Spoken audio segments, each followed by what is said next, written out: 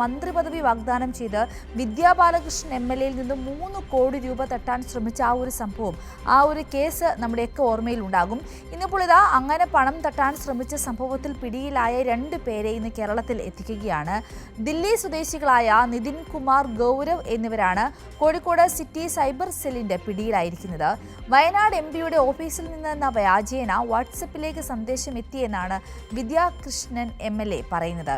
നിരവധി പേരെ ഇക്കാര്യം പറഞ്ഞു പറ്റിച്ചുവെന്നാണ് വിദ്യാ ബാലകൃഷ്ണൻ മുമ്പ് വെളിപ്പെടുത്തിയത്. അരുൺ കൂടി ചേരുന്നുണ്ട് നമ്മളോടൊപ്പം. Arun, good morning. Vidya Balakrishnan MLA തനിക്ക് ഇങ്ങനൊരു ഫോൺ കോൾ എത്തി, തന്നെ ഇങ്ങനെ പറ്റിക്കുവാൻ ശ്രമിച്ചു എന്ന് പറഞ്ഞ സമയം മുതൽ തന്നെ ആ ഒരു തട്ടിപ്പിന്റെ വ്യാപ്തി പോലീസ് അന്വേഷിക്കുന്നുണ്ട്. ഇപ്പോൾ ഇതാ ദില്ലി സ്വദേശികളിലേക്ക് അത് എത്തി നിൽക്കുന്നു. അവരെ കേരളത്തിൽ എത്തിച്ചോ? ഇന്ന് എത്തിക്കുമെന്നാണല്ലോ അറിയിച്ചിരിക്കുന്നത്. പുലർച്ചെ എത്തി എന്ന തരത്തിലുള്ള വാർത്തകളും വരുന്നുണ്ടോ? എന്താണ് നിലവിലത്തെ സാഹചര്യം?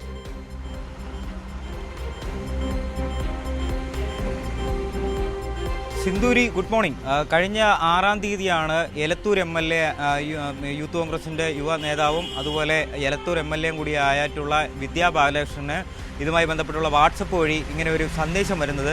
3 കോടി രൂപ തന്നു കഴിഞ്ഞാൽ അടുത്ത മന്ത്രിസഭ പുനഃസംഘടന ഉടനെ ഉണ്ടാവും, അപ്പോൾ നിങ്ങളെ മന്ത്രിയാക്കാമെന്നുള്ള തരത്തിലുള്ള വ്യാജ ഫോൺ കോൾ, ഒരു സന്ദേശമാണ് വന്നത്.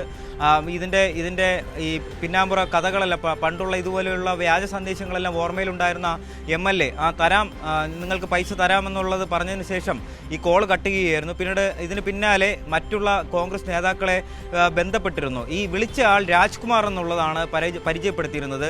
പ്രിയങ്ക ഗാന്ധി, വയനാട് MP ആയിട്ടുള്ള പ്രിയങ്ക ഗാന്ധി MPയുടെ ഓഫീസിൽ ജോലി എന്നുള്ളതാണ്, ഓഫീസിൽ സ്ഥാനം വഹിക്കുന്ന ആളാണ് താനെന്ന് പരിചയപ്പെട്ട ആളാണ്.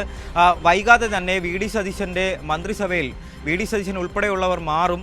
അപ്പോൾ വിദ്യാ ബാലകൃഷ്ണന് യുവ നേതാവെന്നുള്ള പരിഗണനയിൽ നിങ്ങൾക്ക് 3 കോടി രൂപ തന്നു കഴിഞ്ഞാൽ നിങ്ങൾക്ക് മന്ത്രിസ്ഥാനം തീർച്ചയായും നൽകാമെന്നുള്ള ഒരു വാഗ്ദാനമാണ് ഇങ്ങനെ ഫോൺ വിളിച്ച് രാജ്കുമാർ എന്ന് പരിചയപ്പെടുത്തിയ ഒരാൾ വിളിച്ചത്. ദില്ലിയിൽ നിന്ന് വിളിക്കുന്നു എന്നുള്ളതാണ് അയാൾ പരിചയപ്പെടുത്തിയത്.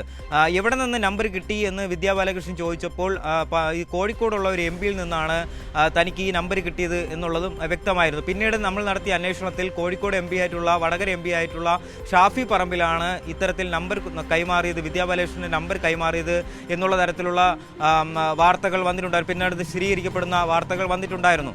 എന്തായാലും ഷാഫി പറമ്പിലിനും അതുപോലെ ഇടുക്കി MP ഡീൻ കുര്യാക്കോസിനും സമാനമായിട്ടുള്ള ഇത്തരത്തിലുള്ള ഫോൺ കോളുകൾ വന്നു എന്നുള്ളതാണ് പിന്നീട് സ്ഥിരീകരിക്കപ്പെടുന്ന റിപ്പോർട്ടുകൾ. കാരണം ഷാഫി പറമ്പലിനെ ഡീൻ കുര്യാക്കോസിനെയും ഇതേ സംഘം വിളിച്ചതിന് ശേഷം പറഞ്ഞത്, നിങ്ങളിപ്പോൾ MP ആണ്, ഈ വരുന്ന യുവ നേതാക്കൾ എന്നുള്ള രീതിയിൽ VD സതീശൻ്റെ മന്ത്രിസഭ പുനഃസംഘടിപ്പിക്കുമ്പോൾ നിങ്ങൾക്ക് തീർച്ചയായും അതിലൊരു പ്രാതിനിധ്യം ഉണ്ടാവും. പക്ഷേ ഇവരോട് ആവശ്യപ്പെട്ട തുക എത്രയാണെന്നുള്ളത് വ്യക്തമാക്കിയിട്ടില്ല. എന്തായാലും ഈ 2 പേരെയാണ് ഇപ്പോൾ ദില്ലിയിൽ നിന്നും കോഴിക്കോട് സൈബർ ക്രൈം ടീം ഇപ്പോൾ പിടികൂടിയിരിക്കുന്നത്. ഇന്ന് അവരെ ഇന്ന് രാവിലെ പുലർച്ചയോടുകൂടി അവരെ കോഴിക്കോട് നഗരത്തിൽ എത്തിച്ചിട്ടുണ്ടോ എന്നുള്ളതാണ് പ്രാഥമികമായ വിവരം. ഇന്ന് 10 മണിയോടുകൂടി ഇന്ന് കോഴിക്കോട് SP ജില്ലാ പോലീസ് മേധാവി മാധ്യമങ്ങളെ കാണുന്നുണ്ട്.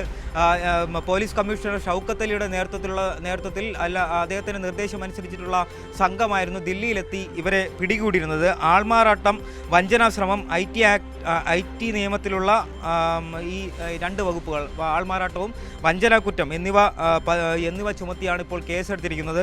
Cyber crime assistant commissioner SM Pradeep കുമാറിൻ്റെ നേതൃത്വത്തിലുള്ള പ്രത്യേക അന്വേഷണ സംഘമാണ് ഈ കേസ് അന്വേഷിക്കുന്നത്. എന്തായാലും വലിയ രീതിയിലുള്ള ഒരു അന്വേഷണം ഇക്കാര്യത്തിൽ നടക്കേണ്ടതുണ്ട്. കാരണം തമാശയാണ്. കാരണം 3 കോടി രൂപയൊക്കെ വാഗ്ദാനം ചെയ്ത ഒരു മന്ത്രിസ്ഥാനത്തിന് 3 കോടിയൊക്കെ വാഗ്ദാനം ചെയ്യുക എന്ന് പറഞ്ഞാൽ തന്നെ തമാശയാണ്. കാരണം നമുക്കറിയാം, കോൺഗ്രസ് ഭരിക്കുന്നത്, BJP ഭരിക്കുന്നതായിട്ടുള്ള സംസ്ഥാനങ്ങളിൽ കോടിക്കണക്കിന് രൂപയാണ്. 10, 15, 20, 25 കോടി രൂപയൊക്കെയാണ് ഓരോ മന്ത്രിസ്ഥാനത്തിന് കുതിരപ്പണമായി ചെലവഴിക്കാറുള്ളത്. അപ്പോൾ തന്നെ ഈ 3 കോടി എന്ന് പറഞ്ഞപ്പോൾ തന്നെ വിദ്യാ ബാലകൃഷ്ണന് ഒരു സംശയം ഉണ്ടാവുക സ്വാഭാവികമാണ്. അന്ന് തന്നെ ഇവർ മുതിർന്ന നേതാക്കളുമായി ബന്ധപ്പെട്ടു. ആ മുതിർന്ന നേതാക്കൾ പറഞ്ഞതിനനുസരിച്ചാണ് ഈ കേസ് സിറ്റി സൈബർ സെല്ലിന് കൈമാറുന്നത്. എന്തായാലും അന്ന് തന്നെ ഇക്കാര്യത്തിൽ വിദ്യാ ബാലകൃഷ്ണൻ വലിയ രീതിയിലുള്ള ഒരു ഉരുണ്ടുകളിയൊക്കെ നടത്തി. കാരണം ഇങ്ങനെ ഒരു സന്ദേശം വന്നിട്ടില്ല, സന്ദേശം അതിൻ്റെ പൂർണ്ണമായിട്ടുള്ള സത്യാവസ്ഥ മനസ്സിലാക്കിയതിന് ശേഷം മാത്രം മാധ്യമങ്ങളോട് സംസാരിക്കാമെന്നായിരുന്നു ആദ്യഘട്ടത്തിൽ പറഞ്ഞത്. പക്ഷേ നമ്മൾ ഉൾപ്പെടെയുള്ള മാധ്യമങ്ങളിൽ, പത്രത്തിൽ ഉൾപ്പെടെ വാർത്ത വന്നതിന് ശേഷമാണ് വിദ്യാ ബാലകൃഷ്ണൻ ഇക്കാര്യത്തിൽ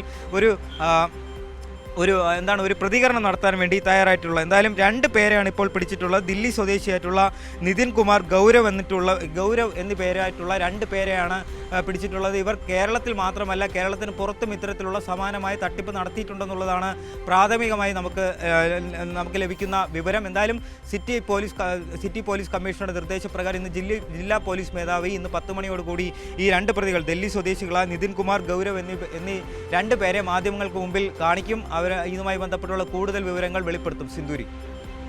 ശരി PG അരുൺ, എന്തായാലും അരുൺ പറഞ്ഞതുപോലെ തന്നെ കൂടുതൽ ഇന്ന് തന്നെ പ്രതികളെ എത്തിക്കും. അത് കൂടുതൽ ചോദ്യം ചെയ്യലിന് ശേഷം ഈ ഒരു കേസിൽ, ഈ ഒരു തട്ടിപ്പ് കേസിൽ ആരൊക്കെയാണ് ഉൾപ്പെട്ടിരിക്കുന്നത്, എന്തൊക്കെയാണ് വിവരങ്ങൾ എന്നെല്ലാം കൂടുതലായിട്ട് മനസ്സിലാക്കുവാൻ അപ്പോഴായിരിക്കും സാധിക്കുക.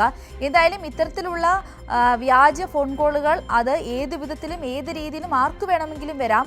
അങ്ങനെ വരുമ്പോൾ നമ്മൾ ശ്രദ്ധിക്കേണ്ട ഒരു കാര്യം, അതിലൊന്നും വഞ്ചിതരാകുവാൻ പാടില്ല.